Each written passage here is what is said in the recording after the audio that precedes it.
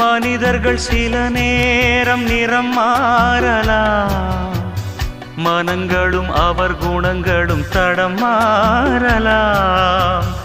இலக்கணம் சில நேரம் பிழையாகலாம், எழுதிய அன்பு இலக்கியம் தவறாகலாம். விரல்களை தாண்டி வளர்ந்ததைக் கண்டு நகங்களை நாமும் நறுக்குவதுண்டு. இதில் என்ன பாவம், எதற்கிந்த சோகம்? கிளியே நலம் வாழ என் நாடும் என் வாழ்த்துக்கள், தமிழ் கூறும் பல்லாண்டு என் வார்த்தைகள்.